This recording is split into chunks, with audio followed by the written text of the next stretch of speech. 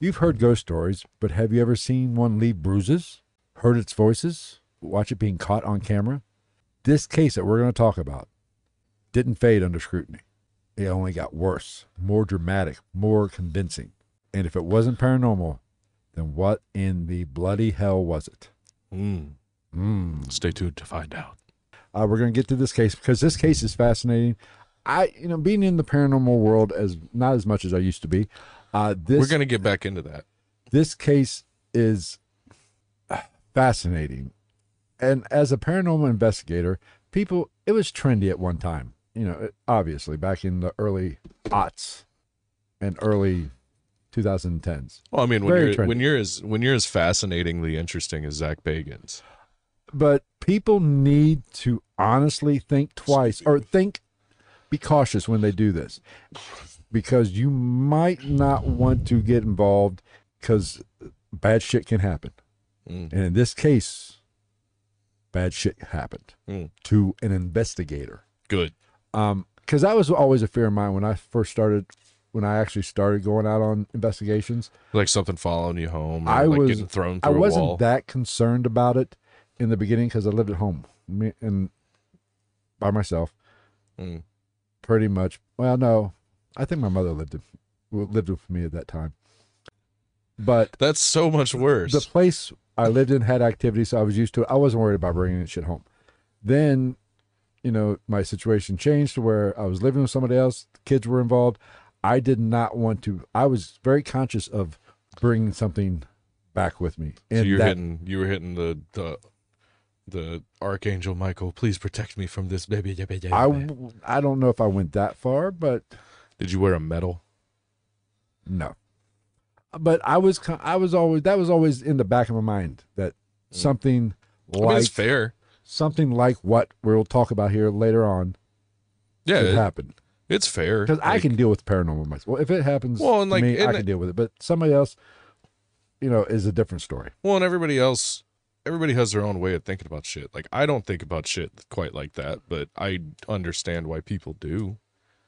Because my whole thing, people ask me that shit all the time. Like, they're like, you don't worry about something coming back with you? I'm like, no, because I live in my reality, and my reality tells me, even though I believe in this shit, everywhere I go, where somebody's like, oh, Miss Edna died here, and she now haunts it, and she likes to stab people with her fucking crochet needles when they're not looking. That's bullshit. Everywhere I go is not true until I can say that it's true. Right. So if it's not fucking real, why would I be worried about it attaching itself to me? Well, it's all in your mindset. And we'll talk more about this. I have some thoughts on it when we get to that portion of the episode. Tonight we're doing the San Pedro Haunting. It's a haunting, a young lady, mother of, I'll get into it. Oh! Mother of 2. Jackie Hernandez had some shitty It's Hernandez. You white. mispronounce it. It's Hernandez. I don't speak Latino. I don't speak Mexican. Like I said earlier, most ghost stories fade under the weight of scrutiny. Scrutiny. Yeah. Though the deeper you look into them, scientifically, there could be some explanation for it. Usually. This one, about 99% of the time. This one really didn't. The closer people looked, the more people investigated, it only got worse. And here's the thing. Decades went by. This case remains one of the most disturbing and credible hauntings ever documented in U.S. history. Not just because of what happened, but because no one, not scientists, not skeptics, not even the investigators that partook in the investigation, has ever fully been able to explain what happened at this house. That's what makes this story so different. This isn't folklore. This isn't some kind of urban legend. This is a mystery that's real, witnessed, and still unresolved. Jackie, at the time when she moved into this house, she was going through a very rough time in her life. She was barely staying afloat. She was 23 years old, a single mother. Now, I've heard either with a toddler or pregnant at the time when she moved in. So I know at some point the baby was a toddler. No shit. And during this haunting, I should say. But I think if I read everything right, when she first moved in, she was still pregnant with the baby. Okay. She was going through a divorce. She just left an abusive relationship. Her name is Hernandez, which I think plays into a little bit of this. Naturally didn't have a lot of money, but managed to get by. This was supposed to be whatever. Supposed, thank you, to be a fresh start, but it ended up being a nightmare for her. She was a quiet, soft-spoken person. She was overwhelmed in her life naturally with everything that's going on. If anybody's ever been through a separation or a divorce, it can be a little overwhelming. Or just life. Life in general can be overwhelming. She sounds like a fucking Generation Z pussy. Being out on your own at 23 years old with one child and one either on the way or one just arrived, one of the two. Just put it back. Is a lot to handle for anybody, especially somebody going through that stage of their life at 23. You're still figuring shit out. You're still a child yourself, essentially. Now, naturally, whenever you're dealing with a haunting, you have to...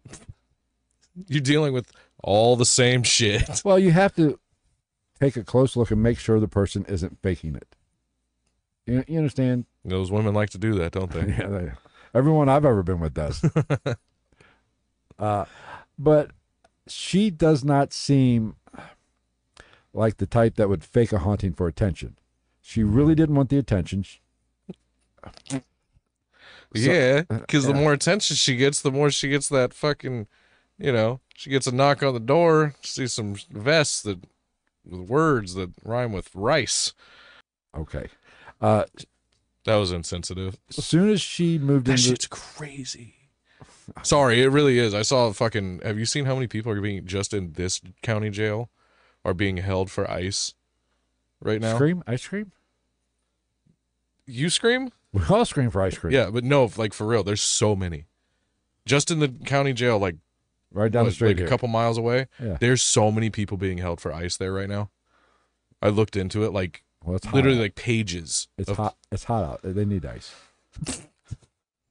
I don't think we're talking about the same I don't thing. think it's as hot here as it is where they're going to send them. That's true. Okay. As soon as she moved into this location or this house, it wasn't really a house. I've heard it called a bungalow, so it was a small house. Yeah, like a 1-bedroom, 1-bathroom. I almost bought a bungalow back in my younger years. Oh, I wish I would have. Yeah, it was a fucking deal. I'd probably sell that bitch for 5 times what I would have bought it for. She started experiencing things almost immediately.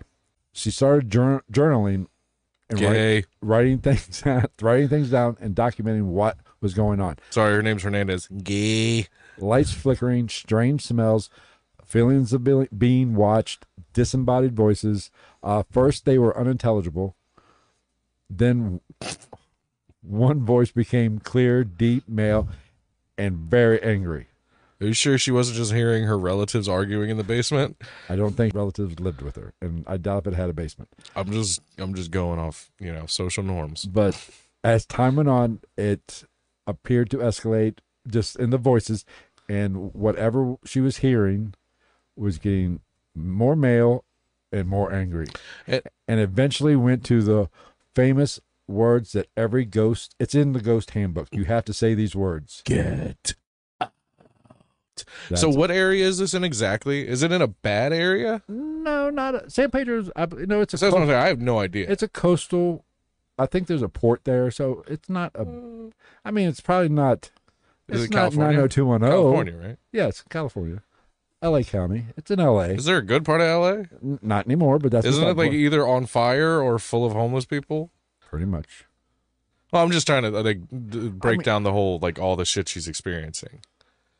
And also, there's also the fact that it's a new house. You saying only poor people in bad areas get hauntings? No, I'm saying a lot of some of this, the voices, if you're in a highly populated area, it could very well just be people fucking around your house. And also, like I said, it's also a new house. New houses are fucking creepy.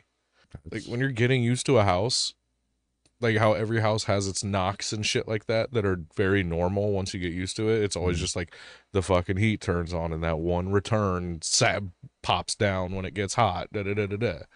You know what I mean? I got you. There's one lady living on top of inside your ceiling that only comes out while you're asleep. That kind of stuff. A young guy you went on a date with. is living in your walls. Named Daniel LaPlante or whatever. LaPlante. Light anomalies. She was seeing bright flashes and balls of light would appear without any source. Ball lightning type stuff is how I picture that. Which is fucking cool. Ball lightning's cool as shit.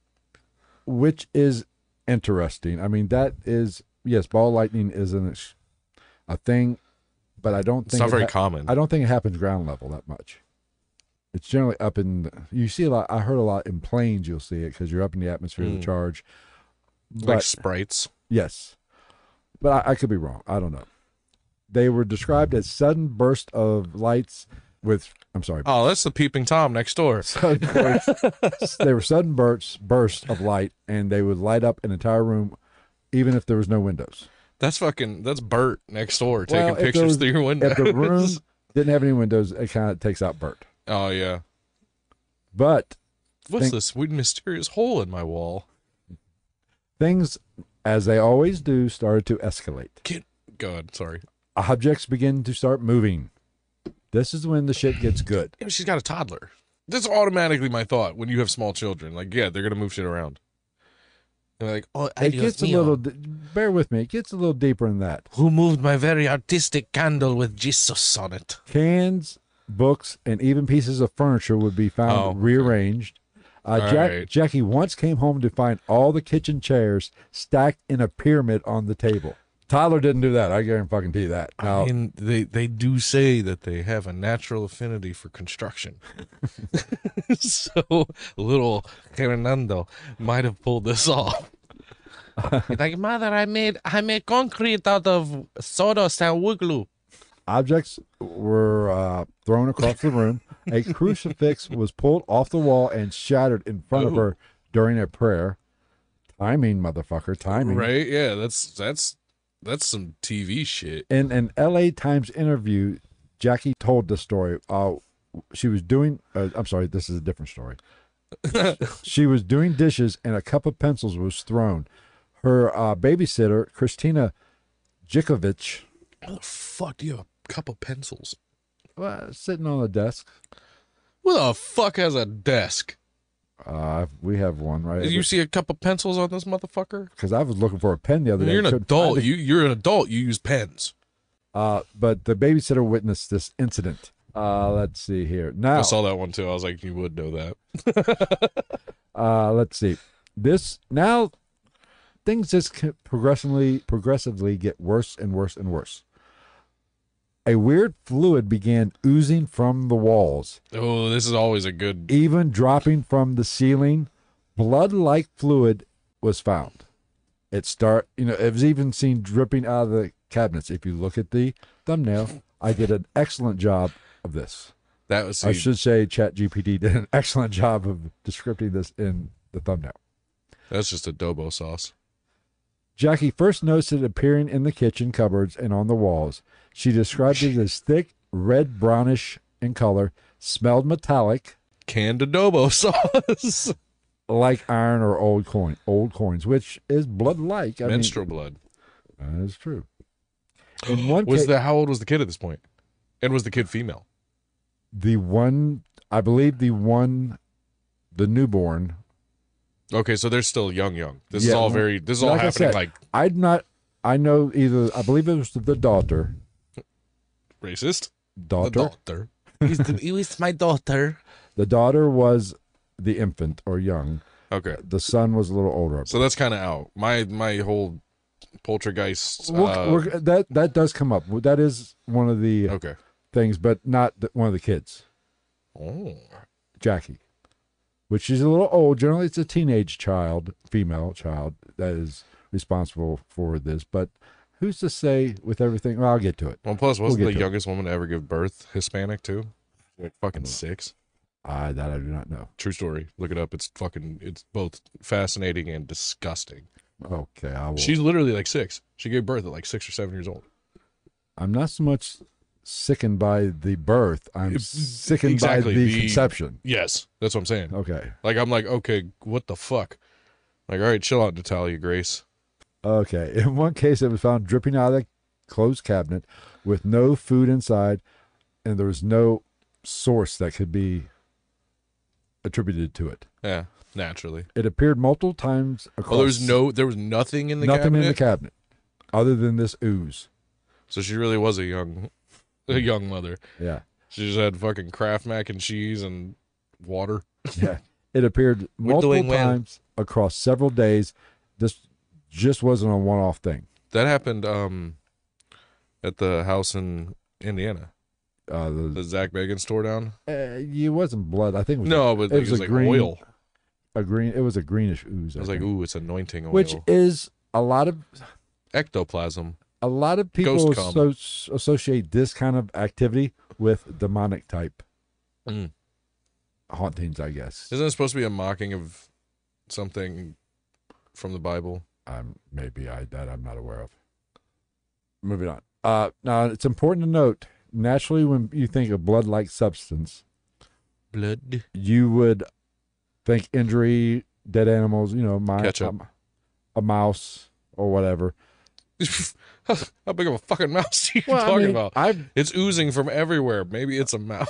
You would think you would think it would have a source.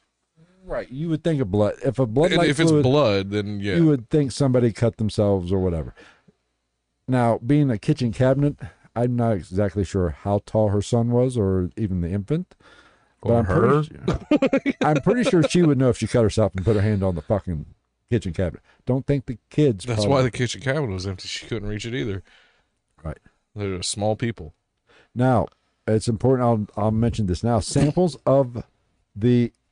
I just got all kinds of racist shit going. Of course you do. Small people low to the ground for picking watermelons. Jesus Christ. Samples were taken and tested. I love Hispanic people. Let's see. The investigators, Barry Tuff and his team, collected.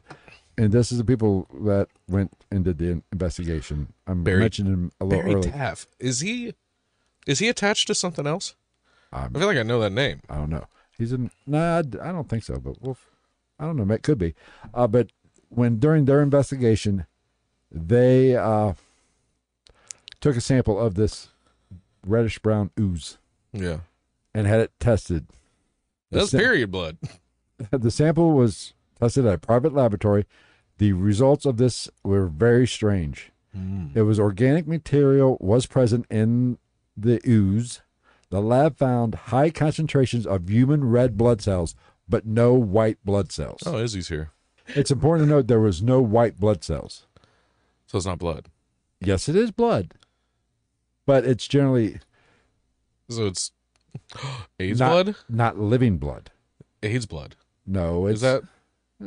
No, but they can separate white and red. In laboratories, they can separate. Yeah. So either they got this blood from a laboratory and sprayed it all around, or something non-living. Or I take that back. There's another thing I'll mention. See, if this was a movie, this would be where would she find that much blood? Like, sir, look at this. A contract with her name on it to clean the Hawksworth Blood Center after hours. But the important part of this, it had no white. There's as you said, the synthetic blood. Yeah, true blood. No, because this was what 70, 89. 89. Yeah, I don't think they were doing. Well, I mean, was Eric Northman around? I don't know, but it's important to note the red blood cell you would think in a laboratory, or no white blood cell I would think laboratory. But it definitely didn't come from an open wound. Unless, I will say this, maybe if somebody had an immune, white blood cells, what I believe, I'm not an expert. Does that have something to do with anemia? Yeah, or no, I believe I think our white blood cells, when you get cancers and shit like that's what elevates to fight said cancer. I mean, when your immune system jacks itself up, so the white blood cell counts rise, because I think that's how they test for cancer nowadays. I think with insurance, if you get insurance, like life insurance or whatever, they'll take a blood test and they're measuring your white blood cell counts. Yeah. So when you're sick or fighting off diseases or whatever, not just cancer, but any kind of disease, what the fuck are you going to make a joke about? It is to say, so you're saying racism's in our blood? No, The red blood cells just sit around while the white blood cells go to work. I think the white blood cells are tied to our immune system to where. Yes, I believe. I don't know what the fuck red So blood if cells do. I maybe only know anything about white blood cells. because the Red blood cells carry oxygen. Is that what it I is? think so, but the white blood cells, they say, okay, it didn't come from an open wound, unless I'll say this, unless maybe somebody had an immune, The fuck off me. an immune issue that An immunodeficiency of some right sort. that Or I don't know. I don't know if you can live with just to play blah, devil's blah. advocate, I wonder, can white blood, like if it's old blood, maybe white blood cells deteriorate faster? I would imagine. I don't know. It's a good question. The sample also contained copper iodine traces, which are not normally found in random household smudge or mold. The fuck is household sludge? They haven't seen the bathroom. If you got household sludge, you got a whole other problem. Researchers have never truly been able to trace the origins of the fluid. There was no animals in the house to justify, rat blood. Yeah. No pipes burst, no injuries reported. So that is a very curious aspect to the haunting. Even like injuries, like what the fuck? Like, yeah, I cut my finger making dinner the other night, so now there's blood oozing from everywhere in my house.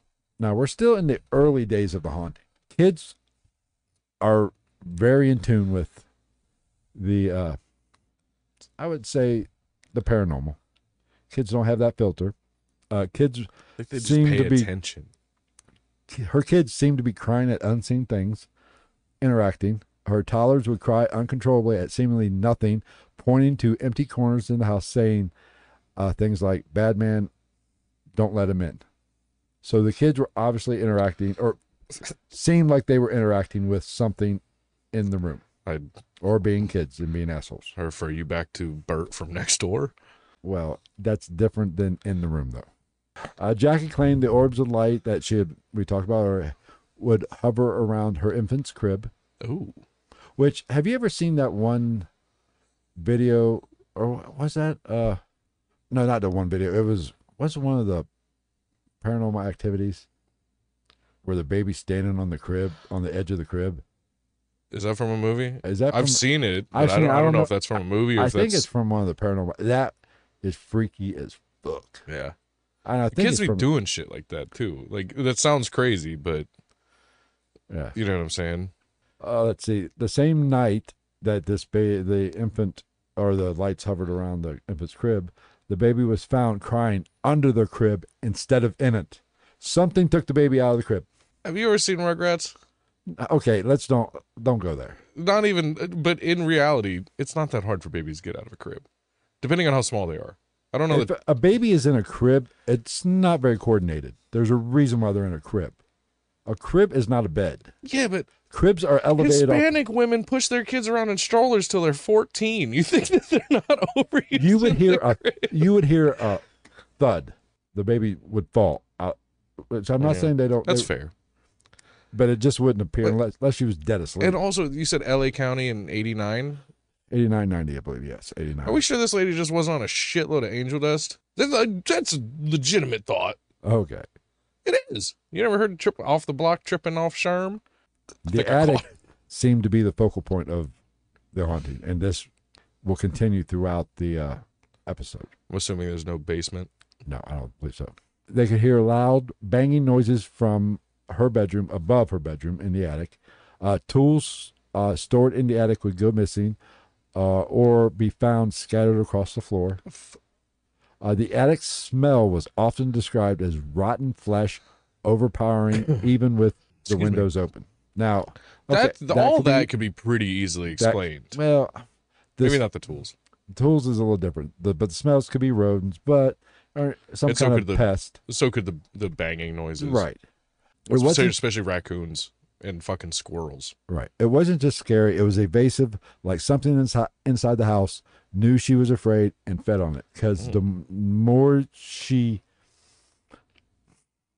the more it's going on, the more she reacted to it. It seemed to elevate. Yeah. Now there could be some psycho somatic shit going on. Yeah. But which is very possible. We'll talk about probably a little later. Oh, I mean, we can guarantee that. Right. Even if it is haunted, there's always a level of psychosomatic influence on all this shit. She was starting to get frustrated with this, but when the police and the landlord refused to help, Jackie turned to the only people who would even remotely believe her, and they weren't ready for what they had found. Trust me. This is where things get interesting. And when I said if you want to be a paranormal investigator, play stupid games, win stupid prizes. Right. There's some stuff you turn down. This is where the investigators enter the picture. They walk in like Monsters, Inc. Paranormal investigators Barry Taft, Jeff Wheatcraft, and Brian H. were the three main people. I think Brian was the cameraman, I believe. Oh, so just nobody gave a fuck to know his last name? I think he's kept pretty quiet about this, I believe. Pussy. I think I do mention his. I did find his name. I think it's later on in the notes. The equipment they brought were your standard paranormal investigating equipment: cameras, EMF detectors, recorders, infrared thermometers. Which Oh, that's all, pretty. That's Top notch shit back in then. '89. Yeah, I didn't know they had all that in '89. Wheatcraft investigates the attic alone. He better be an Englishman with a tweed jacket. Now, this is where things get interesting. There are pictures of this you can see. While he's up in the attic doing his paranormal investigating duties, investigating the paranormal, talking to nobody, or so we thought. Ghost hunting. Something grabs him. Something wraps a cord around his neck, and he is hanging by basically, I believe, a nail. What's the racial background of this paranormal investigator? He is a white man. So we can rule out racist old white ghost. Right, I guess. There is that photographic. That was a kind of legitimate question. There is photographic evidence of him coming out with the cord still around his neck, looking like he's in shock. There was if it wasn't for, I believe, Mr. Taft, he could have died that night. He would have. So somebody was up there with him. And it wasn't a person. But I mean, somebody was up there with him to like. It was an attic through the ceiling. Yeah. You crawled up the ceiling. Barry was at the bottom, wasn't up there with him. But he could hear what was going on, and when he's basically struggling and calling for help, I'm assuming the best he could, Barry went up there. That's what I meant. Like, so somebody was close by. Yeah. But nobody was actually up there with him. So there's somebody to, in some way, shape, or form, corroborate this event. Right. Yeah, like I said, there was pictures taken as he's exiting the attic. It would have been, and literally the cord is still around his neck. It would have been way better if there was pictures at the time. What are you talking about? Like, if you, both for comedy's sake and for evidence sake, if he got up there and he was like, hold on, and he took a picture of him while he's still hanging there. I mean, nobody thinks to do that shit at the time. Well, like, if you were strangling, there's two of you. If you were strangling, do you want me to take time? Hold on a minute. Let me get the right shot. No, this is your bad. It's one of those ones in the moment you'd be like, no, but after you like cut me down, I'd be like, why didn't you take the fucking picture? Photographic evidence that the team caught: naturally blurry figures, flying orbs. Go fuck yourself. Yeah, orbs can fuck off. Red streaks. Go fuck off too. Isn't that common in a common photo development error anyway? Right. Like red wisps and streaks. Well, it can be just like orbs can be in a still photography. Red streaks or any kind of streak could just be a bug going across. You get a lot outside. Yeah. And it's literally just proof of you took a picture of a bug. Bottom line. Lights with no source. Light source. Okay, that's a little interesting, but you can't prove it in a picture. And you could also just that could also just be one of the orbs, quote unquote. Now, the team also caught audio evidence through the recorder, a guttural male voice, which is what she reported, and one time they even got the traditional "get out." Yeah. Which, okay, little fucking. I want my ghost to be a little bit more original. Fuck off. That would be better. Which, that's interesting you say that. I don't put much stock in the spirit box, which is basically a radio just scanning. Well, the audio stuff is always the fun stuff. But for the most part. But when you get a spirit box, which, like I said, if nobody knows what a spirit box is, it's basically just a radio that's scanning through all the frequencies nonstop. Like if you have your old car and you hit the scan button, it goes to your next, till it picks up the next station. It just doesn't stop. It keeps going. Yeah.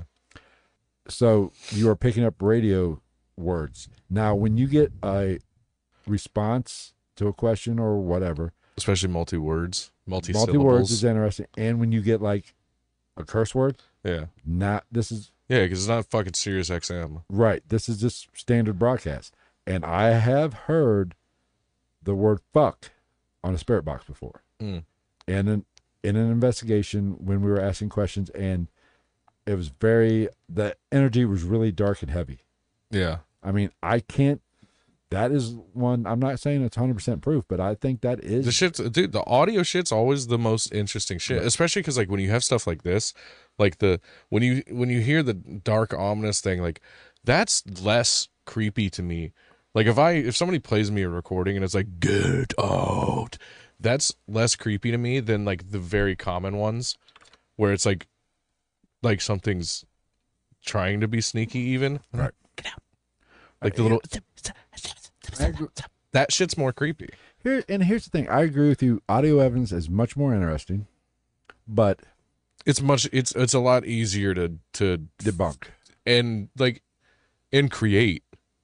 Right. Like it's way easier to finagle an audio file than it is to convincingly change or edit a photo. Like I wasn't even audio. If I'm not there to experience the play, like if you brought me a piece of audio evidence, and I'm not there when it was recorded, I don't know. Just like I believe I told you this, one of my first investigations I ever went on, I was recording, and I was hungry. You caught your belly growling, Right, which listening back did sound weird. Yeah, I could have very easily said, "Ooh, I got some." yeah. I've heard multiple recordings where it's like, it sounds like some shit, but that doesn't necessarily mean that it is. I mean, photographic evidence is a little bit like that one picture I have from my time at Rawls. The figure. Now you have to take my word that there was no lights. The room was completely dark. The only light is the flash from the camera. Because if there is a light source behind me and somebody behind me, it would cast a shadow. Right. Now, I can attest and I guarantee and I promise that I was in a pitch black dark theater, and the light that you see is the only light source. Yeah. And you've been there. So you know when that place is pitch black, it's pitch black. Minus the concession stand. Right, but you gotta remember. But I understand that because I remember being butthurt. I remember when we were there, I was like, "Turn that shit the fuck off." But at the same time, as a property owner, I'm like, I get having like one place you can go. If you remember correctly, the picture is towards the concession stand. Yeah. So that is. Oh yeah, no, the concession stand got turned off too. Yeah, it does. When we finally locked the doors and shit like that. It was completely dark. I mean, there is one little hall light right there by the door. Yeah, and I think maybe the the wall sconces. Yes. That are on to the extent that they're on during a presentation of something. Not enough. But actually, you can turn those all the way off too. Yeah, I don't. Oh, they might have been off when you were there. I think they were on when we went there. But like even then, those are it's such a minuscule amount of light. That first time I went, it was completely dark. Yeah. So there was nothing there, and the concession stand was. I was looking towards the direction of the concession stand. That was ground level. Right? Well, it wasn't on the second story. No, it was the main level because the auditorium. Oh, I'm getting a cramp. The auditorium is sunk in, so you walk down to the. Yeah, well, that's what I meant. Like the main level. Right. So I mean, I was really only asking if it was in the. Right. No offense, the old Negro section that they have there. This was ground level. This is the main auditorium. Anyway. One of these days, maybe go back. Actually, I think I posted. There's a video. There's got to be. Maybe one of these days for an episode, we'll go back through some of the early episodes and start doing some of the investigations on. Find that knock that we caught at Raw's. Yes, but as a paranormal investigator or as a experiencer, you expect flickering lights. You don't expect a man nearly to be strangled during an investigation. You kind of morbidly hope for it. But I mean, I've never seen anything like that. I've never seen anybody get like fucking attacked. I've gotten ill. I've been slapped.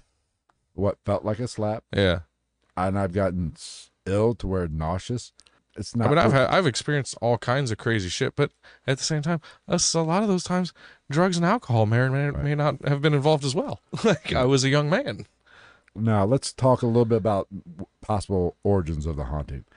Is this a ghost or is this something worse? Oh, I thought you meant like as in they have like a background. Yeah, kind of a background of the area. See, that makes it more fun. The patterns of this haunting do suggest an intelligent haunting. Yeah. Not just some, being replayed over and over. There is some interaction. It's actively telling you to get the fuck out. There's targeted attacks and seems to be an awareness of the observers. So unless this guy was a complete moron, they just had cords dangling around the ceiling and he walked into it like a trap, which it's possible, I guess. Researchers of this particular investigation begin to theorize that this could be the spirit of a dead man, possibly Herman Hendrickson. Oh. Now, Herman Hendrickson was a longshoreman or sailor who allegedly drowned in the San Pedro Harbor in the 1930s under mysterious circumstances. Some say he was murdered. Others suggest he offed himself. Yeah. But the official record is very murky. Now, what's the connection between him and this house? Because she is close to the harbor.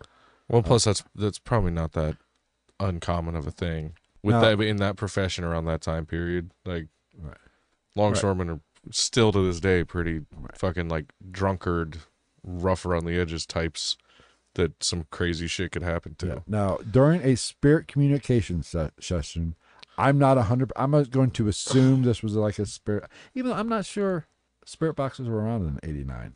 It could have just been a fucking some kind of. I mean, I wouldn't be surprised. A very like nuts and bolts version of it, or it could have just been an EVP session, or digital recorder, which I don't know. It didn't really say. But the message reportedly said Herman died in the harbor, cold water, can't breathe, which is interesting. Sounds like a Bob Dylan lyric. Yeah. Jackie may be acting as a conduit due to her emotional vulnerability. Okay. Not a ghost, but more of a psychic trauma.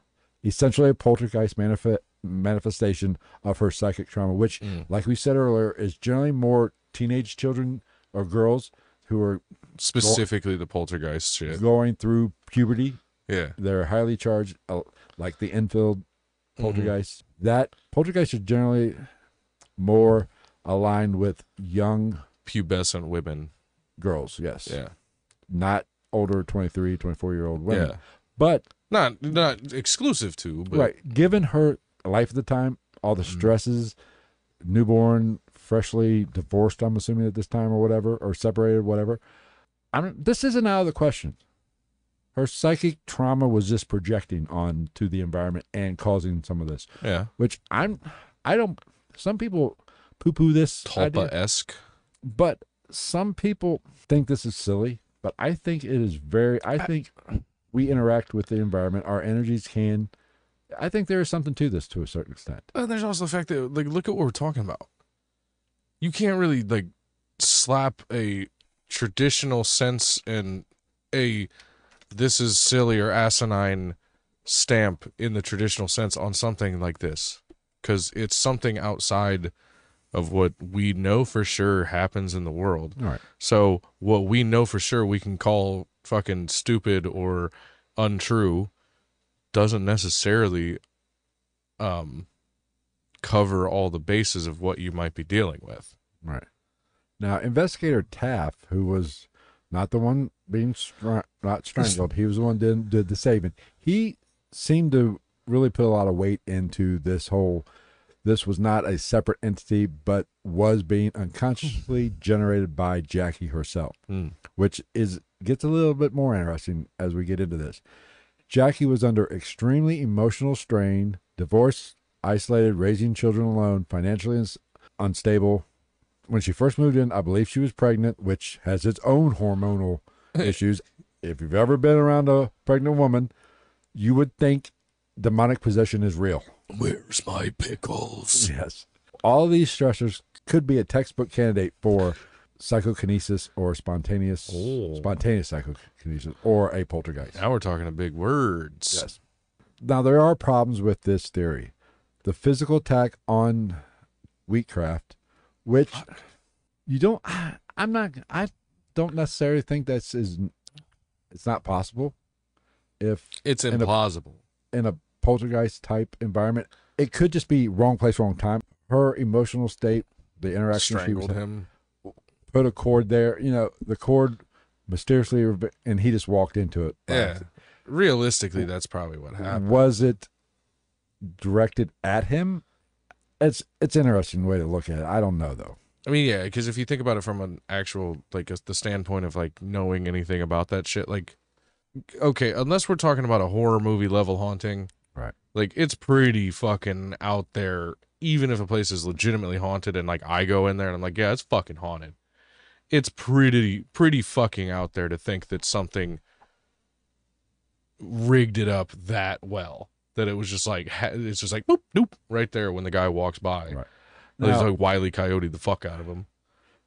Now, equipment captured clear external phenomena not related to her mood. Which, here's the thing as an investigator. If you do believe that maybe this could be a poltergeist type scenario, I think this would be very easily tested. If you believe that this could be a poltergeist and she is interacting, you need to take her out of the environment. Kill her. No, just remove her from the house and then do at least one investigation with her not in the house or in the general vicinity. Yeah, I was just saying, don't, like, you can't, like, put her in the fucking backseat of the car. Right. And if you do get the same type of activity, that could prove to be, or take away a little bit from the poltergeist type activity, I believe. Yeah. The hotel, motel. Now, funny you should mention it. Other people have suggested that this is an interdimensional entity or the Tulpa hypothesis. Wait for it. If the house keep acting up, then you got a gin. Now, in this scenario, the idea is if you believe in this, that we can create reality, that is a thing, then the fear, grief, and psychic energy that Jackie was putting out into the atmosphere could have manifested a non-human intelligence. When I think, kind of a thought entity or Tulpa.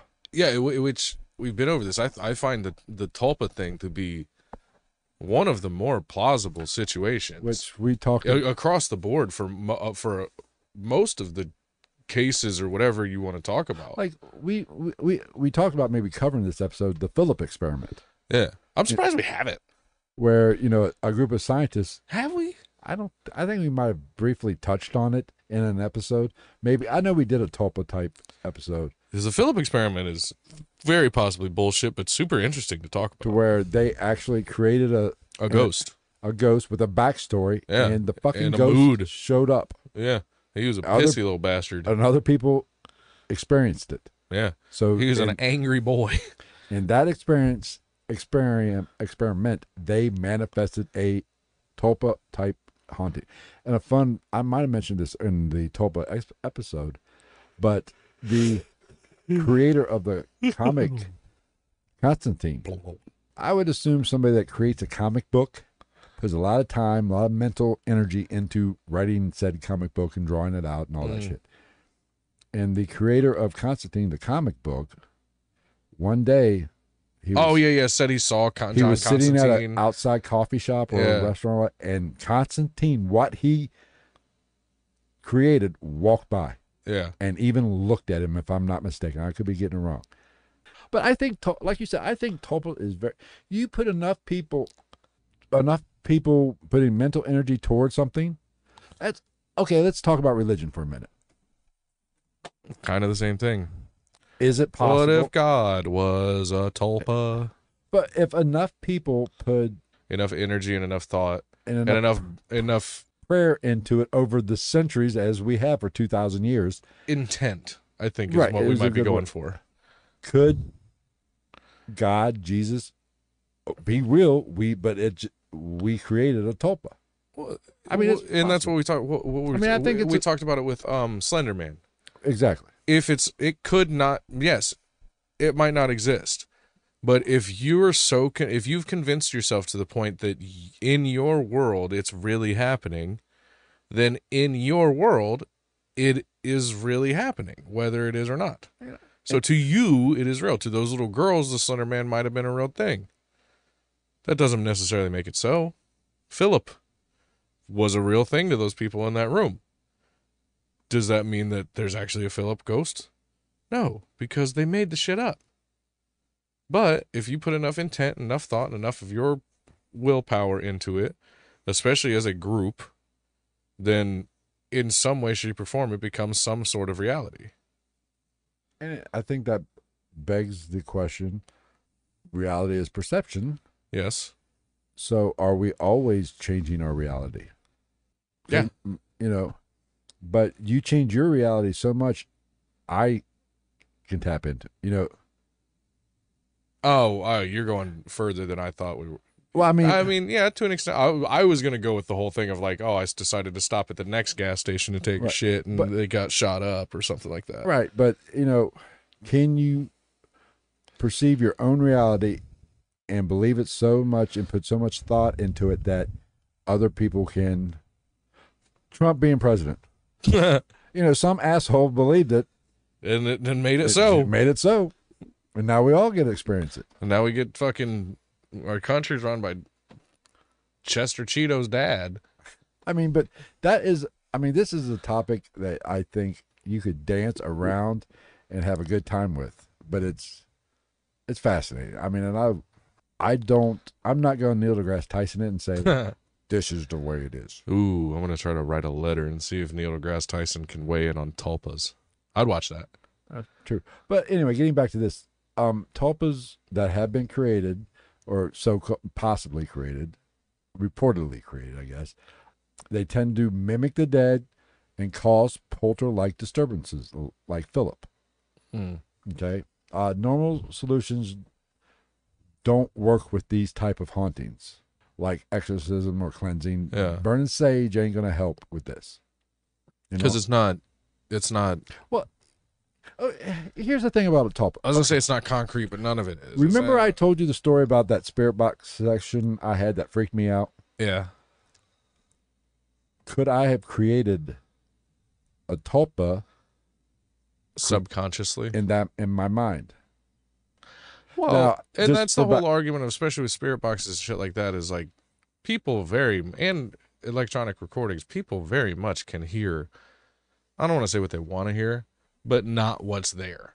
Well, and just to give the viewers a kind of a backstory, I had a response on during a voice or spirit box session that was very personal. That very few people, nobody that was in the room or with me, knew about it. There was only a very select few that know about this.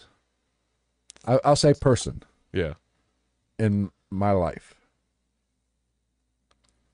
So, and this person said, or this voice on a spirit box said they were this person. Nobody in that room knew about this. Now, did I manifest that? Did I? And it was the same investigation. It was I debunked 90% of it because of high EMF right by the little girl's freaking head where she slept. Yeah. And you can only fucking throw coincidence out as an explanation for so much at a certain point. Did I, because I was on an investigation, there was a charge, there was something off about the house a little bit. Yeah. Did I project that onto that spirit box and it was a Tulpa-esque type thing? Or could your mind, did that come out on recording? No, it came out, but other people heard it. The name that was said, other people, and I even ended the session and I pulled people aside. I said, "What name did you hear?" Liberace. And they all said the name. Yeah. I was like, okay, it just wasn't me hearing it. So, but did I create that? Create kind of a mini Tulpa. I mean, it's interesting. Yeah. These are things science can't explain. Right. I'm sure they can in some way. I don't fucking know. Bill and I could probably figure it out. Now, okay, getting back to the house. The house was built on old port land. The area around San Pedro has a long history of drowning deaths. Being by the water, of course it does. Yeah. Shipwrecks and military activity from World War II. Possibly this house sat on on land that was saturated with traumatic injury, which, kind of the old Indian burial ground type thing. I get That's it. most land. I would think most land. But something here's the thing, water Is said to transfer, right, move energies can more flow efficiently. right, yeah, and so it charges the atmosphere. Yeah. So, but if that's the case, every Allegedly. Malibu house would be haunted also. Right, yeah, You know what I'm exactly. saying? Every house on the bayou, which I think is, like, I'm pretty sure every bayou house is It haunted. begs the question: if trauma does draw the dead, what exactly did Jackie walk into or Right. bring? I mean, it's a good question. Especially to the point that, like, if you're talking about something to do with the land, that it's just her, not the neighbors. You know what I mean? We'll talk a little bit about it here at the end. Okay. Okay, if you listen to us, we like to kind of cover both sides. Let's talk about the skeptic and scientific side of this. Natural explanations of this. Infrasound does cause unease.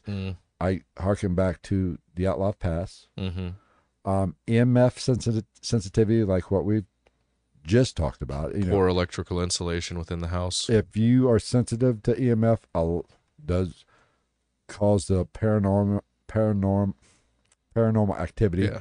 or paranoia of being watched. Yeah, it can make you, like, temporarily crazy. It can make you physically ill. Like I believe Lamont or somebody in the chat earlier, we were talking about the ooze, wet mold. Taking in mold could. Yeah. Carbon monoxide has something to do with it. Sleep paralysis and stress hallucinations. Now, Stress hallucinations is a new one. I would buy that with Jackie. Mm-hmm. But when other people are experiencing something, okay. They're not having the stress hallucinations. Yeah, if anything, it's something environmental. Yeah. Always, like I said earlier, there's always going to be that element that believes Jackie was faking it. Yeah. Which, is not out of the question. Now, where these theories break down is the physical evidence. The blood, ooze type shit. Mm-hmm. The investigator witnessed what the investigators witnessed themselves, what they caught. Did they see any of that? The blood or ooze? Yeah, they're the ones who took it to get it sampled. Okay. Yes. Their evidence that they caught, their audio recordings. I'm not sure if they caught any aberrations on camera, but take out the orbs, take out the red streaks. Yeah, fuck off. I'm throwing those out. Now, what would be Jackie's motivation with this? Poor. Back in '89, there was no money in. Right. This wasn't 2005. Yeah. Where you could maybe make a little money off. I was gonna say, like, you make the argument of, like, the whatever the Amityville family was, the Ammons, which was the house in Indiana that Zach Bagans tore down. Right. That movie's officially on Netflix now. Demon House? No, the movie remember how the lady that lived there at the time that claimed all this crazy shit with her kids wouldn't speak to Zach Bagans, and then, like, her cousin or something like that told him it's because she had she was talking to somebody about a movie. Oh, it's out? Yeah. Oh, I'm going to have to watch it. Have you seen it? I think I started it. So shitty? I don't recall. Well, you have to tell me. I watch a lot of shitty horror movies. I've watched, like, fucking 3 just this weekend. You'll have to tell me the name of it, and I might have to check it out. I watched a fucking, like, Filipino one last week. Of course you did. It was not good. Yeah, it was a cool idea. Now, but look, I think being poor does not motivate her to fake this. The fuck? I think it's called, like, House of the Devil or something like that, too. It's like, I'm like, damn, you didn't even fucking stray far from the documentary name, you fucking pussies. But being poor would not be a motivational factor for Jackie to fake this. Not at the time. Because at the time, no. Now, attention, okay, fine. If she wants attention, I will give you that. But being poor does not mean she would do it, because there was no monetary gain to be made. Yeah, there's no social media or anything like that. Attention, yes. But people have said that she did not really want the attention. Yes, she did the LA Times interview. Because they're probably beating her fucking door down. So what happened when the skeptics say, I can't explain this? I mean, that's a good question. I think this case... It stays up in the air. This case does there's a lot of cases that can go either way, or can be disproven. I don't want to say disproven, but the skeptic's case or the scientific case is very plausible. Yeah. But there's so many aspects of this that weave in and out that it's hard. Yes, you can say infrasound, but then infrasound does not create ooze. Well, and there's also that's the catch-22. All this shit is like, people can be like, well, I can't prove why any of this was or wasn't happening. It's like, okay, but you can't prove why it was. So it's kind of a catch-22 for anybody involved in this shit. You're never going to get closure. It's just in limbo forever. And like because nobody's ever going to be able to say it's 100% this. Right. But the Wheatcraft investigator incident with the cord and being trying to hang him. That was just autoerotic asphyxiation. Yeah. I mean, that makes it even more. And we'll kind of, I think, talk about this a little bit more. What happened? I don't know. He had some type of a cord around his neck, and the ghost put his dick in his hand. Now, in 1990, about 2 years after the activity in the house, Jackie finally had enough and fled and moved to Bakersfield. Oh, damn. You know it's bad when she left to go to Bakersfield. Jackie Hernandez's experiences did not stop when she moved out of the San Pedro it's her. house. Or it's attached to her. Voices returned, the same deep, gravelly male voice. In one case, the voice was heard whispering her name and growling from behind closed doors. Strange fluid returned. The same reddish-brown sludge began to manifest inside the cabinets of the new mobile home that she lived in. So it's 100% transient, and it's more than likely attached to her. She reported it staining clothes and towels and claimed it couldn't be scrubbed away with cleaning products. Did she throw some bleach on it? Right. Bleach kills everything. The objects began to move again. Put down the Fabuloso and use some fucking bleach. Furniture began to shift around at night. Electrical appliances would turn on and off even when they were unplugged. Now that's interesting. TV turning on or a light. And you can't call that a surge. There's like you can make the argument of a surge for like never going. A surge of power being in a cable is going to be enough for like a beep. It's not gonna. The TV's not gonna turn on. You're probably not even gonna see the screen. You're probably just gonna hear like a thing, like the tube or something like that activate for a split second. Even if no matter what, you have to take them at their word. That was really unplugged. Yeah. But that's fascinating. Lights flickering in a pattern, which... Excuse me. That's more interesting than that's the light some flickering. fucking Chris Bledsoe shit. Yeah. I mean, we need to do a Chris Bledsoe episode. Didn't he pass away? I think so. Okay. Either him or his son. I think one of his sons did die. Okay, is that what it is? We'll do. I'll look into it, but we'll do a quiz. We might be able to get one of his kids. Okay. As maybe his daughter even. Right. Sudden temperature drops, which is very common with all investigations, all paranormal activity. And is somewhat explainable. Would cause rooms to become icy cold, even enough. Now, this is where it gets interesting. Even enough to cause condensation on the windows. Now, temperature drops is one thing. But I have that in my room. Well, that's because you got the air conditioner on. Yeah. But if you that would explain both of them. But you don't have an air conditioner on. This is a mobile home. Yeah. Known for air conditioning. I mean, I've lived in one. Me too. You better have AC. Right. But anyway, thermometer reportedly recorded a drop of 20 plus degrees. Yeah, that's fucking crazy. In seconds. I mean, so.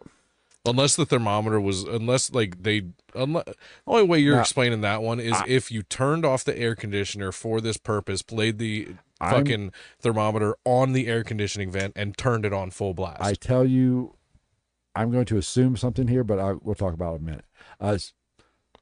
Now, this suggests, like what you just said, this was an attachment. Yeah. Something was attached. Whatever it was attached to her. Yeah, or she's got something going on. Or she was causing it. She's got some type of evil in her past that she's done, or something maybe genealogically attached to her. Whatever she had going on wasn't finished, obviously. Jackie became increasingly paranoid and withdrawn.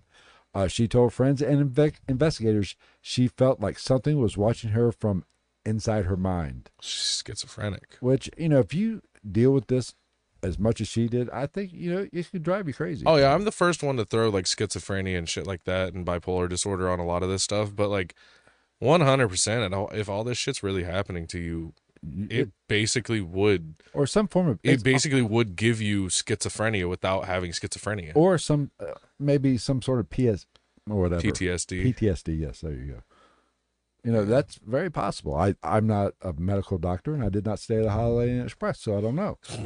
But her son, now a bit older, reported seeing a man in the wall, a la Daniel LaPlante. But he would see this male figure at night. In the wall. That's what it said. Now, what that means, take that for what it's worth. I was gonna say that's the wording. Not to sound douchey, but that's very interesting. Now, could that mean a male shadow figure on the wall? Yeah. I don't know. Or was it like Robin Williams and Jumanji when they like rolled the dice when he was halfway through the quicksand floor and it turned back into hardwood? He's like, yeah. I only do the Rock's Jumanji. Ew. Okay. You know exactly what I'm talking about, though. The original team, led by Barry Tapp and Mr. Wheatcraft, decided to revisit Jackie. She called him up, said, "Hey, fuckers, this shit's still going on." They confirmed witnessing unexplained disturbances in her new trailer, or in this home, or in her trailer. It probably wasn't a new trailer. It was probably old. Photos taken at the new location captured faint orbs, fuck off, shadow figures. Okay, a little bit more interesting, consistent with earlier evidence in the San Pedro location. So very similar. Do we know anything about her ex-husband? No, that I didn't. Was he still alive? I would assume so, yes, but I don't know. I can't say for sure. Some type of a curse, hoodoo, voodoo. Very possible. Santa Maria or whatever the fuck it is. Or sangria. She wants to say sangria. That's a drink. Santeria, yeah. Apparently Santeria is the really scary one. Interviewed somebody that was fluent and maybe even practiced a little. Yeah, allegedly Santeria is like the real deal. Basically, it's like what everybody thinks voodoo is. The Catholic voodoo. Yeah. Well, because then isn't it like voodoo's a thing, but hoodoo's the one you got to watch out for, or something like that. Jackie began showing hoodoo's Haitian voodoo, isn't it?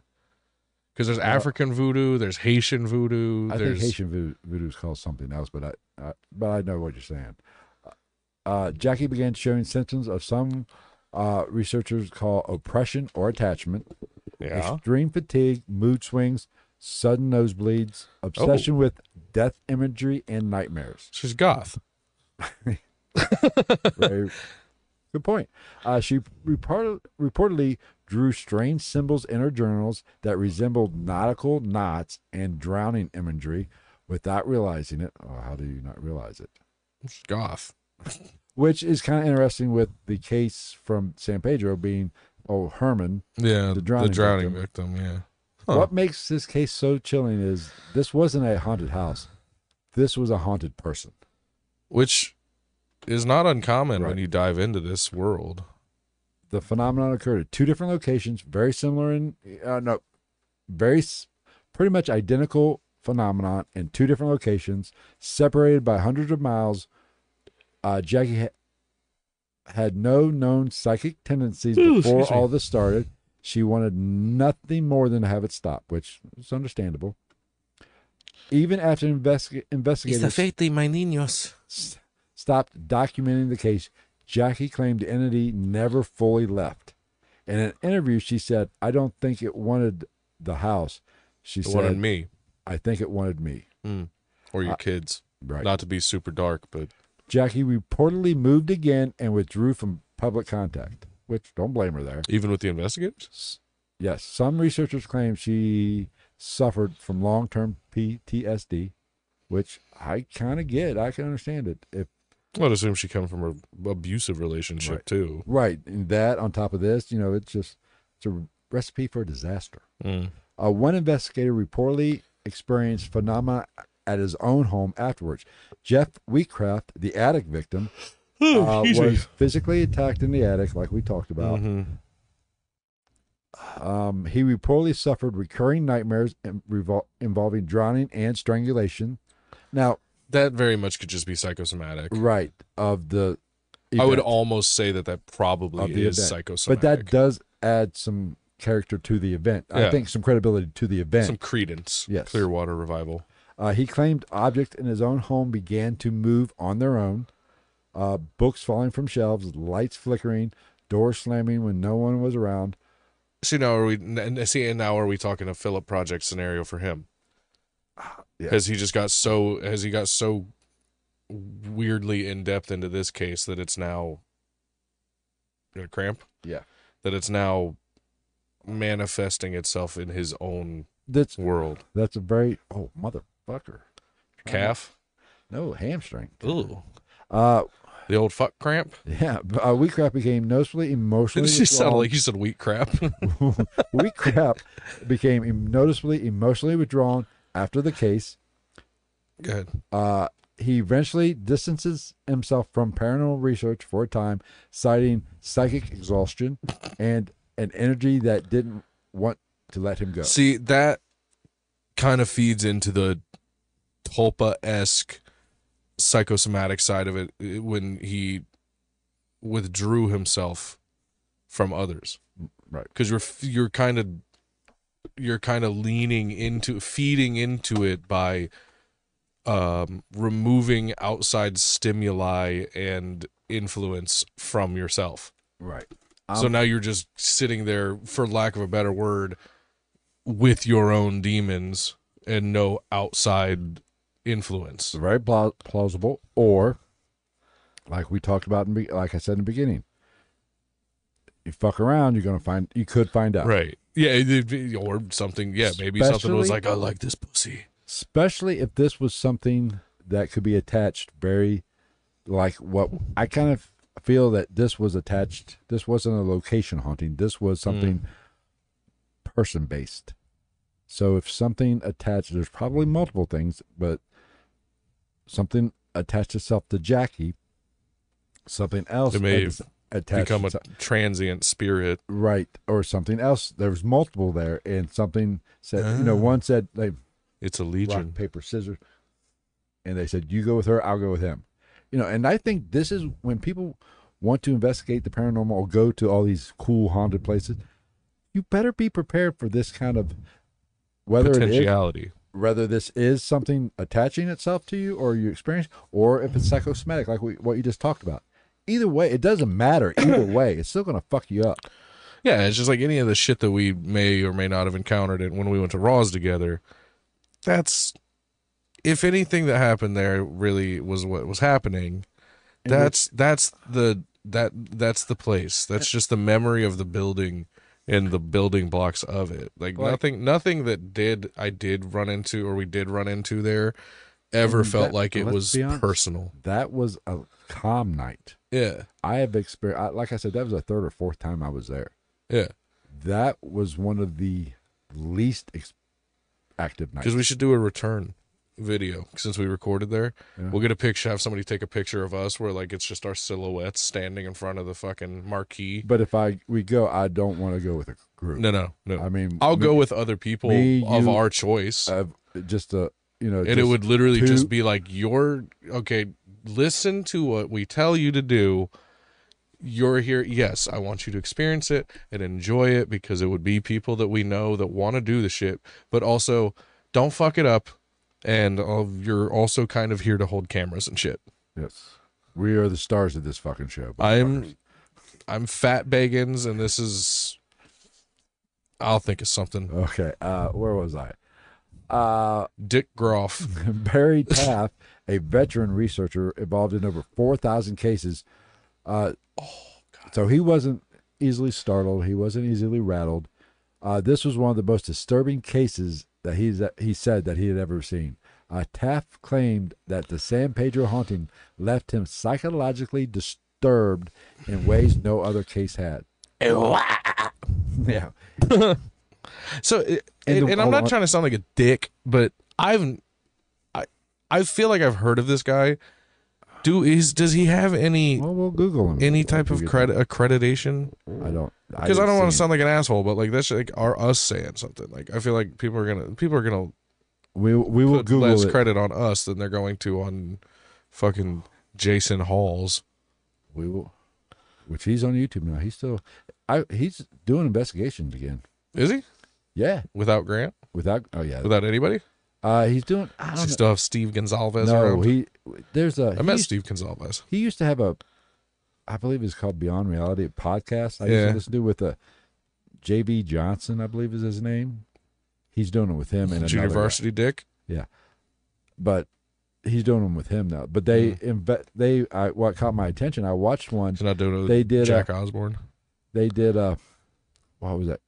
Randolph County Asylum, which I went the last actually you were the last the investigation I did right before. I want to go. I would love to officially do like an insane asylum or a reformatory or something like that. Which was an interesting experience. I mean, it's like, if this shit exists, it's going to be places like that, right? But that's what caught my attention. I saw that Randolph County Asylum because I remember I told you we did the investigation. What was that show with the one redhead from Ghost Hunters and the one gay guy had their own show. Chip Coffey? No, well, Chip Coffey was there, and even though he's straight, apparently. But he walked through Randolph, and I just went off with all the shit he was saying. What was it? He went through there when you were there? No, but he went through with that group, and they were in town. They were like coming the next night when we were there. What was the name of that show? Redhead. Kindred Spirits. Okay. Yeah, was that the one? The redhead that was on Ghost Hunters. That wasn't Jack Osborne's show, was it? No. That wasn't Nick Groff's spinoff, was it? No, it was the redhead girl from Ghost. Yeah. And there's a dude, right? And the gay guy from Ghost, Adam or something, the blonde. Oh no, there was a lot of people on that show over the years. But the redhead and the only ones I remember are Jason Grant, Steve Tango, Steve Gonzalez, Dave Tango, because I met both of them. Then the redhead came along with the other girl. And they were like interns, basically, weren't they? Yeah, no, they're from Paranormal State, aren't they? No. That's Paranormal State. Fuck Paranormal State. It's that's fun to watch. But apparently that guy's now. A douche. Nick had a show, Paranormal Lockdown, with I think her name's Katrina, who was on Paranormal State, and she has her own channel doing investigations. Yeah, because Nick Groff. In fact, she did. Nick Groff's gonna be blackballed for the rest of his life from TV. Well, what'd he do? Just because Zach Bagans doesn't want him out. But she did. Personal opinion. I watched. I think it was Katrina is her name. She did Bobby Mackey's the week before they tore it down. They were in there. That's one I missed out on. Yeah. Like I said, I've been fuck Paranormal State. Fuck Ryan Buell. Apparently he's a douche. Yeah. All right, where was I? I loved his captain's log that he did in that show. Oh yeah. He was like, tonight Katrina ran into a demon inside of the bathroom. We're going to make her take a shit there in the middle of the night. I'm really hoping blocking my mic a little bit gives it that like. Day 4. Chip Coffey is coming in to walk around and tell us all the horrible shit that's happened here. We already know about it, but he's going to tell us anyway. And he's going to do it really sassy. All right. Those tall vampire lesbians coming to do the same thing. The redhead? Yeah. She's on. She does this show, the YouTube channel for Katrina. She's on that. She does readings from her house. Yeah, you were watching that shit the other night, weren't you? Yeah, she lives in Ohio somewhere. Oh, of course she does. But yeah. So does the fucking what are the two documentaries on Amazon? Well, I think they live in Northern Kentucky. The couple it's yeah. About the goblins? Yeah, something ear. Not like ear the word, but I think they live in like Newport, actually. Yeah. Or somewhere. Fuck, I can't remember the name of the. Oh, the name of the show they did? Yeah. Oh, Hellier. Hellier, yeah. It's a good show. And I follow the guy on Instagram. I like them. I mean, we should hit them up. We follow them on Instagram. I think they follow us back. Do they? They might. I'd have to look. I think I have the Haunted Traveling Museum. I think they're not full of shit. No, they kind of remind me. I feel, and I think Hellier. I feel like we would get along. I feel like they're kind of like us if we had money.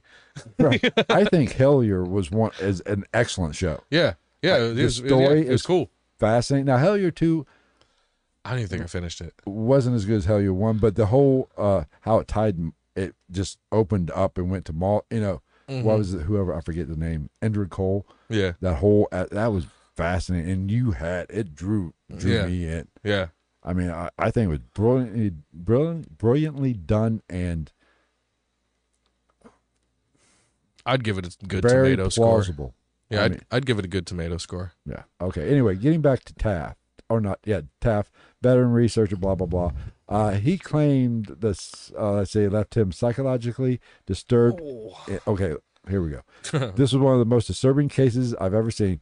Taft claimed that the San Pedro Haunting left him psychologically disturbed in ways that no other investigation he ever been on did. In the weeks after the investigation, he experienced brief, vivid hallucinations, electronic disturbances in his home office, and equipment malfunctions with no logical cause.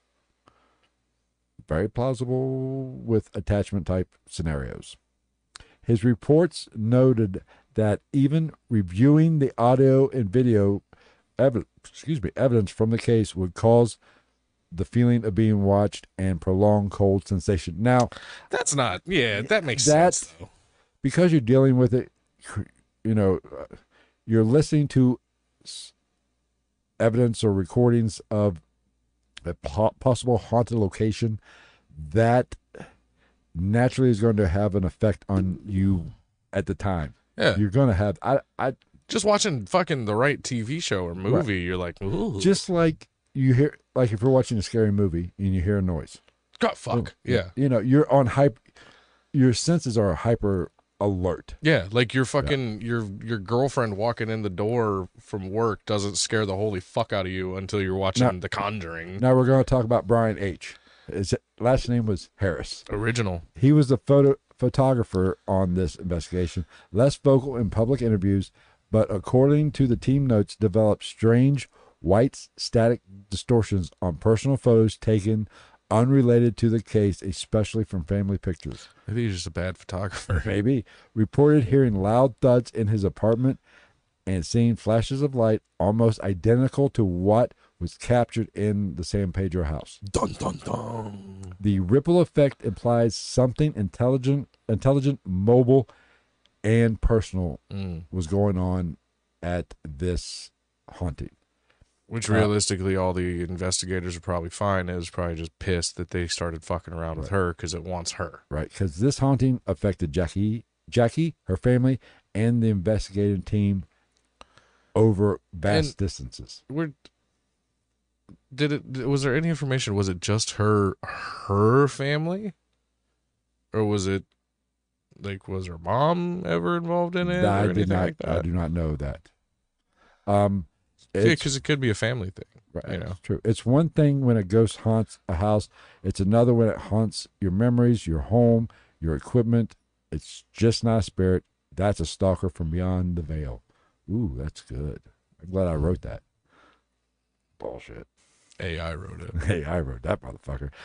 The house is still standing. Current residents claim it's quiet. Yeah. Because they're not her. Even years later, people in the neighborhood recall midnight knocks, lights going on and off.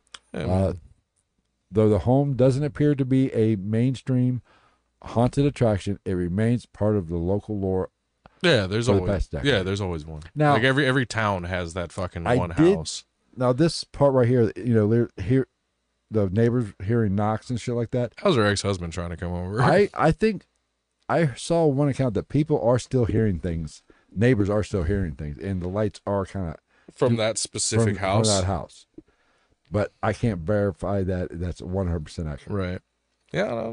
I mean, Because that's also like that's so environmental and right. could be all kinds of different pollutants to cause someone seeing such things.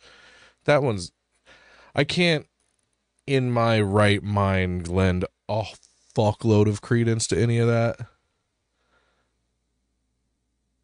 But you know what I mean? Like, because that could be anything. Literally, like a car drives around the corner at the right time and it's going to look like there's a light in the window because it's a reflection of the car and the car is moving. So you're going to be like, oh, well, there's no car.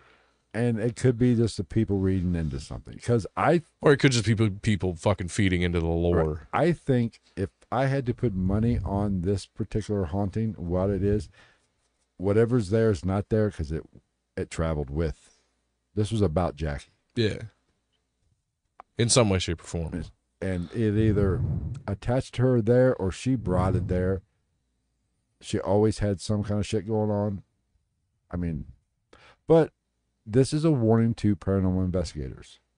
This might be something before it's if you want to do a paranormal investigation or be a paranormal investigator, it's not what you see on fucking television. Mm-mm. It's boring as fuck.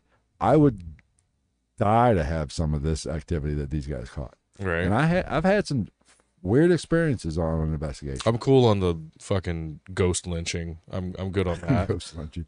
I mean, but honestly, I've had. And that's me saying that. You've seen how I go into these things. Yeah. I taunt the fuck out of stuff. I mean, and on all honesty, I've had more activity in one of my homes than I ever experienced in a paranormal investigation. Mm. Now, I've caught some more naturally interesting evidence because I never really did an investigation. I know I got a digital recorder in my room that I got from somebody. I've been thinking about just like randomly placing it here at work. Yeah. Just to do it. Just because that shit, like, you're almost all, if you leave a digital recorder anywhere for a long enough period of time and listen to it intently enough, you're going to hear something that sounds creepy, right, even if it's completely explainable. But around here, it'd be hard to do. There'd be a lot of contamination. Oh, yeah. Especially in my, like, what am I going to put it in my room while I'm asleep? You're going to hear me die 8 times a night. The meth head walking up the sidewalk is going to make some noise. But as a paranormal investigator, you want to get into this shit, there's a chance there could be you could have some experiences that you don't want. Yeah. The hanging, or it's going to follow you. I got hung. I'm not doing it anymore. But yeah, well, and that's what I tell people, because I've talked to a lot of people, especially once they find out that we do this show, shit like that, and they're like, I've always wanted to do that, and I'm like, that's cool, and I'll never tell somebody not to try something, but like, and people like us that have done it can attest to the fact that, like, a lot of people talk a big game about, to be very, like, straightforward with it, a lot of people talk a big game about being in the dark until they step into the dark. Listen, I'm not afraid. At Raw's Opera House, there's been times, like I said, I've probably been there 3 times, maybe 4. I can't remember. Yeah. There's been on several. I would go off by myself. Mm-hmm. There's been times I've walked past the concession stand to go to the main auditorium and get to it, and it's pitch black dark, and have an uneasy feeling. Yeah. And then other times I'd go sit down there and do not. I mean, well, it's like, I mean, like, we've only been on that one, but like, you saw how I react to to shit. Like, put me in the dark. Like, oh, I think I heard something. Leaning into it. Close the door behind me. You got a flashlight? No. Shut the fuck up for 2 minutes. Like, and that's not to say like I'm cool or brave. Well, it's just like some people just are cut different. Well, and even people that do this don't do it the way that I do it. Like, I don't give a fuck to walk down a dark hallway. It's whatever. It's interesting. If there's interesting shit, that's probably where it's going to happen. Right. So that's where I want to be. You know, how can I say that? I'm the type to where when I investigate, I couldn't tell you all the places I've investigated over the. But if you're getting something on a spirit box that says "Don't go here," I'm the first one. Fuck it, let's do it. Yeah. And I'm a firm believer. You give it whatever these things are, if you give it the power. Yeah, if you're gonna stop and be like, all right, guys, we're got to go into the room where all the bad stuff happened. Be ready, blah blah blah. No, just go. If it's gonna happen, it's gonna happen whether you fucking have a powwow about it or not. I call it the vampire effect. If you let it in, if you invite it in, it's coming in. Yeah, exactly. Like that's basically what I tell everybody. They're like, nothing's ever attached to you. No, because as far as I'm concerned, it's not fucking real. Like, you have no power over me if I don't fucking believe in you. Right. Like, you might be in a realm, but you're not in my fucking realm or my brain. Even if you knock something off the fucking table in front of me, I'm still gonna be like, all right, cool. Like, so you can fucking do parlor tricks. That doesn't mean shit to me. I've said multiple times on this podcast before you, probably even after you, if something, I'm not a big believer in possession. I believe it can happen, but I personally think, I would say I believe in maybe oppression. I think it attacks. I hate to use this word, the weak. Oh yeah, I've always said that. I've said this. The demon doesn't want inside my head. Yeah, I've always said that. It'd be fucking Ned Peterson or whatever his name was from last week. Yeah, we all have our mental weaknesses and shit like that, but like this isn't one of mine. Right. I have my shortcomings mentally and physically and shit like that, but like I have no problem walking into a place that somebody says is haunted as fuck and going, what's up, demons, it's your boy, like, to fucking do something. Like, what are you gonna do? Forget where you can knock over all the fucking empty Coke bottles and shit that you want, whatever. That doesn't, in no way am I gonna be like, oh no, I need to be worried now. Fuck off. Like, no, it's just something that's occurring.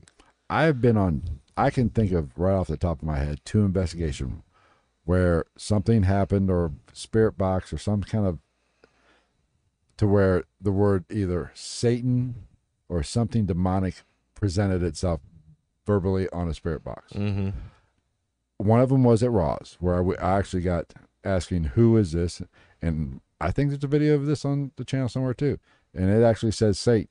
And my exact response was, Satan? You know, I was a little mocky. I mean, like the vegan meat? I was, you know, and I'm pretty sure I probably said, well, if your business is up, better come up with something good. Impress me, motherfucker. You know, and in my paranormal journey, which isn't, you know, I'm not saying. And that's when like a book falls over on a bookshelf, and you're like, oh, okay, now the Prince of Darkness is truly here. But you know, I've done all the go-tos that you should not do on an investigation. Yeah. Or in the paranormal world, I've pretty much broken all the rules on purpose. Yeah. We did it. We knowingly didn't close that Ouija board. Yeah, now, if we started doing investigations regularly, I would quickly become known for being that guy. And you've seen me do it. I taunt the shit out of something. If I hear something or think I hear something, I'm going to. It's just like a fucking annoying guy when you're drunk at the bar. You're gonna taunt them to see if they'll fucking swing first. There is a chance that my stroke could have been caused by Zozo the demon. It's a possibility. I mean, but I think we're done with that. I think that they got their fucking comeuppance. That's kind of a thought. Well, at the vlogging investigations. The end game of it is, the end game of it is so time consuming on top of that. I mean, I would like to go. Here's the problem with going to like RSA Reformatory and all. Yeah. You have to go with groups. Yeah. And then that takes a little. Well, and then it's like you talk about, even if it's just the two of us, that's 2 cameras, that's 2 recorders. So that's, you know, if it's an 8-hour night, that's 32 hours of content to go through. Like, not that I'm totally unwilling to do it. That is the worst part about paranormal investigating. I will say that wholeheartedly. You just listen to shit and go, nothing. I just spent 8 hours, nothing. Because you can't speed it up. The footage and audio review, it is boring. Yeah, you can't do it at like 2 times speed because you're going to miss anything. anything that's there, you're gonna miss unless something actively And moves. I firmly believe the best part of an investigation is personal, not necessarily evidence caught. Yeah. I can get all the strange shit on a tape recorder or audio recorder or whatever, or a camera, weird light anomalies, but it's that personal experience, how it makes me feel. Yeah. Like I said, All the weird shit that, for the most part, happened at Raws was completely undocumented. Right. Like I said, when I walked, there's been times when I've walked down to the auditorium into pitch black, I've had a sense of dread. And other times, nothing. Yeah. There's something to be said about that. Well, and I think that's... Why did I have a sense of dread there at one time? And it wasn't like I didn't have, maybe the first time didn't have it. Second time I did. Third time I didn't, you know, or even on one night. One time I walked in, nothing. Another time I walked in later on in the night, ooh. Everyone's dead. You know, you feel something. I mean, yeah. So I don't know. I don't know. Anyway, It's a conundrum. That's all I got. Maybe we'll start doing some investigation. It'd be nice if we could get some nice, cheap, easy ones. Not cheap, you know, personal. Yeah. You know, if anybody knows anybody into... You could go to that fucking old folks home down the street. Probably some shit going on there. There's a fucking ambulance there 3 times a week. There's some shit. It's called shit. All right. That's it for this week. Take care, everybody. We don't know what we're going to do next week, but... Might not be here. We might get taken by the demon devils. Maybe Zozo will cause me to have another... Well, we're going to go live next week. They're going to be like, ooh, Travis and Phil. We'll be like... Or maybe you'll be a unicorn. I don't know. All right. It's doable. We'll see you next week. Take care, everybody. Thanks for everybody who's in the chat. Appreciate you, Gonzo, and everybody else, Lamont, and your mom. Izzy was there. My mother was there. The regulars. I didn't see Gregory, though. Only one white. Yeah. We're multicultural. Hey, you're not a racist. We had a Puerto Rican, a black guy, a mixed guy. All right. There you go. All right. We'll see you next week. Take care. Bye. Fuck off.